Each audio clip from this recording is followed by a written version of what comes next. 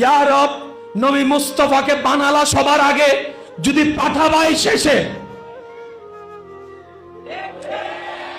আমাদের নবীকে আল্লাহ পাক পাঠাইছে সবার, বানাইছে সবার।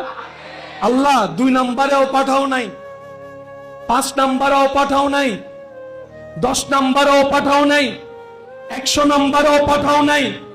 নবী রাহমাতুল লিল আলামিনকে তুমি রেখেছো খাতামুন নবী, শেষ নবী। তো শেষ নবী হিসেবেই যদি পাঠাবা তোমার ইরাদা, এত আগে বানাই রাখলা কেন? রব বলে যে বানাই রেখেছি সেটারও কারণ আছে, সবার শেষে পাঠিয়েছি সেটারও কারণ আছে। কালিমা কয়টা? এই কালিমাই অংশ 2টা। অংশ কয়টা? সেটা আপনারা অনেক সময় জিকির করেন যে আপনারা নিজেরাও বুঝেন, এখন চলবে। এখানে কালিমা কয়টা? লা ইলাহা ইল্লাল্লাহ মুহাম্মাদুর রাসূলুল্লাহ। কালিমা কয়টা? আমি শিক্ষিত সমাজের মনোযোগ চাচ্ছি, যারা কলেজ ভার্সিটির সাথে সম্পর্ক আছে তারা মনোযোগ দিবেন। লা ইলাহা ইল্লাল্লাহ এক অংশ, মুহাম্মাদুর রাসূলুল্লাহ। সেজন্য প্রায় সময় আপনারা যখন জিকির করেন লা ইলাহা ইল্লাল্লাহ, লা ইলাহা ইল্লাল্লাহ, কয় অংশ পড়ছেন?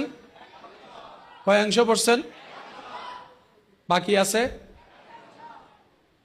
প্রথম অংশ যেটা পড়েছেন সেটার নাম তাওহীদ, দ্বিতীয় অংশ যেটা বাকি আছে ওটার নাম রিসালাত। এক কথায় তাওহীদ মানি রবের প্রশংসা, রিসালাত মানি নবী রাহমাতুল লিল আলামিনের প্রশংসা। দুইটাই মিলে কালিমা, তখন হয় ঈমান। সেজন্য আপনার মসজিদে কেউ যদি ইসলাম ধর্ম গ্রহণ করতে আসে, হুজুর পুরোটা পড়ায়, নাইলে ঈমান বলেন না, ঈমান তাওহীদও থাকতে হবে।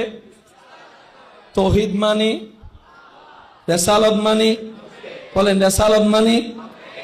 এই 2 অংশের এক অংশ প্রত্যেক নবীর আমলে ছিল। ওই অংশটা কি? আমি কিন্তু বলছি না, আপনারাই বলছেন। একটা অংশ সব নবীদের আমলে ছিল, আপনারাই সিদ্ধান্ত নেন কোন অংশ চেঞ্জ হয়েছে, কোনটা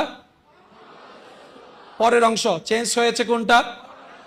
যখন এই কালিমাটা আদম নবীর আমলে ছিল, তখন যদি মসজিদ থাকতো, মসজিদে লেখা থাকতো লা ইলাহা ইল্লাল্লাহ আদম আদম আদম। এখন সেই মসজিদে আদম নবী দুনিয়ার থেকে চলে গেলেন, এবার চলে আসলো শীষ নবীর আমল। তখন কি হতো?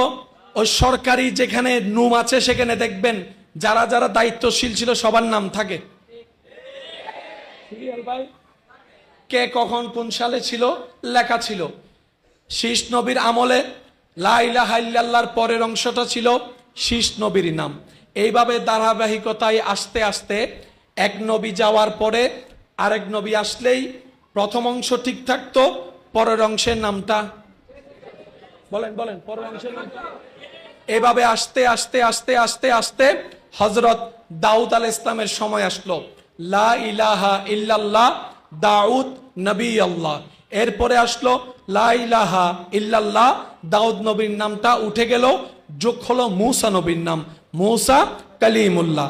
মূসা নবীর ট্রাম শেষ হলো, এবার ঈসা নবী আসলো, কালিমা হলো লা ইলাহা ইল্লাল্লাহ ঈসা। বলেন ঈসা ঈসা ঈসা। রব বলে যে তোদের নবীটা তো শুধু নবী না, এটা আমি রবের বন্ধু।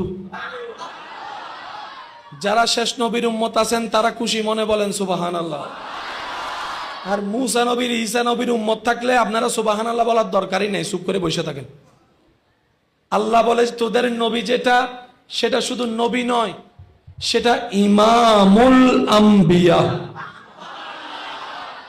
তোদের যেটা রসুল সেটা শুধু রসুল নয়, এটা খাতামুন নবী খাতামুর রাসূল। তোদের যেটা নবী সেটা শুধু মূসা ঈসার মতো জলিলুল কদর রসুল নয়, এটা আমার হাবিবুল্লাহ, এটা আমার রাহমাতুল লিল আলামিন, এটা আমার রাহমাতুল লিল আলামিন। সুবহানাল্লাহ বলেন না, এটা আমার বন্ধু। আমি যদি ওনাকে 2 নম্বরে পাঠাইতাম, 3 নম্বর আসলে ওনার নামটা, যদি 5 নম্বরে পাঠাইতাম, 6 নম্বর আসলে ওনার নামটা কেটে দিত।